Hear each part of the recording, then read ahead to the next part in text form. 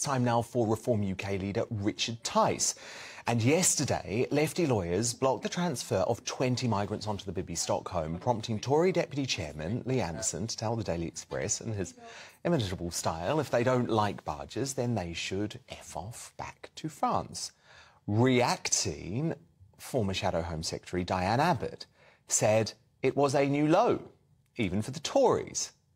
And taking their cue from the Islington Liberal elite, BBC presenter Nick Robinson feigned horror when he interviewed the Justice Secretary Alex Chalk on the Today programme this morning. Actually, fair play to the Tory Cabinet Minister, who for once stuck by his erstwhile colleague. Watch. Do you think telling people to F off back to France, who might have genuine claims to be asylum seekers, who might have escaped war and persecution, do you think that is the reflection of a tolerant, outward-facing nation? We're a country that believes in fairness and playing by the rules. And those who don't play by the rules, who don't take advantage of those opportunities we provide and try to jump the queue, rightly cause indignation. And I think Lee was expressing that indignation in his own way, but there was nothing unreasonable in principle about what he was saying. And shortly after, Number 10 confirmed they were backing Lee's comments, saying the Justice Secretary was speaking on behalf of the government. That is the response. So, Richard Tice, do you have any issues with what Lee Anderson had to say?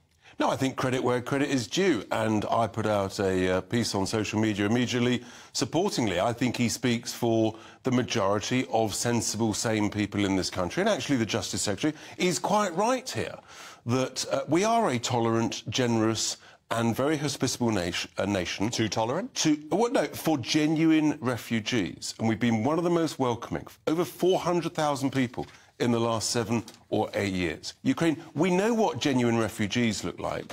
Women and children coming from a war-torn nation, not people coming on boats from a safe, lovely country that many of us go on holiday every year. So look, I think actually Lee has spoken up, and it's a dividing line now, isn't it, between people who say enough is enough. All over the country, week in, week out, I am hearing of more hotels being commandeered, another one close to an area I know very well being commandeered this week, and the numbers are just going up, and you're seeing protests emerge, whether it's on the barge, whether it's Llanelli. And I tell you what, I think Westminster and people in the mainstream media like Nick Robinson, they totally and utterly have no idea how angry, how furious people are up and down the country who know what fairness looks like, who knows what welcoming and generosity looks like. We do not like being abused, exploited and manipulated, and that is what is going on at the moment. And the laughable suggestion that had a fear of water. Give me a break. These people have just come over 23 miles of water to get here, for heaven's sake. All of that should have been thrown straight out. But these are the lawyers. These are the lawyers. The dodgy lawyers, I suspect. The one who submitted fraudulent claims. It's not just 40 companies, it's all over the place.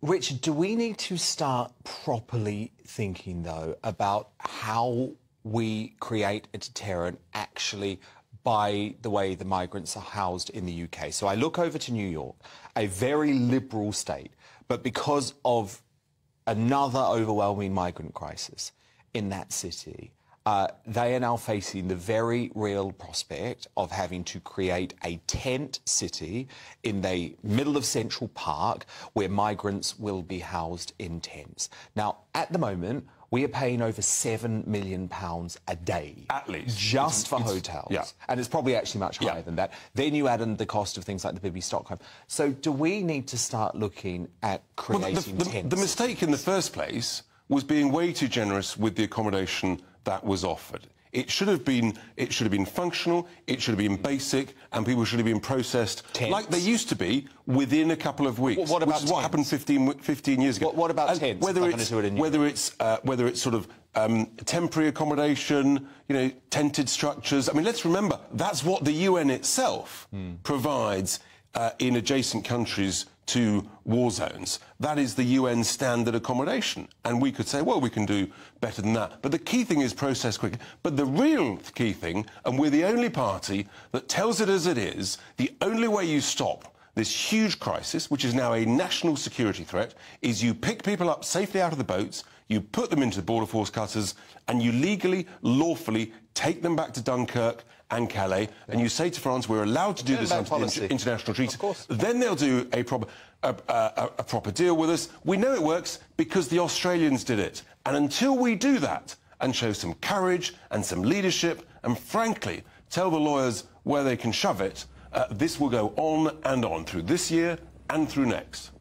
And eventually, we're going to run out of accommodation. Well, so that's why I think we need to why do you think the price of the remaining hotel rooms that we can book for events and holidays and conferences and weddings, why do you think those prices have gone up through the roof, adding to the cost of living crisis? Because there's a shortage of rooms, because 600+ hotels have been commandeered for the asylum seekers. And people have had enough.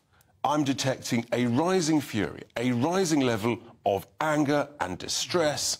And I don't know where this ends, but we are heading to a bad place. And I'm afraid most of Westminster, the media, and too many people within the sort of political class, they simply don't understand how serious it is on the streets. And could there be a tidal wave change coming? I mean, I know we've had so many discussions in the past about whether Reform UK can truly break through under the first past the post system.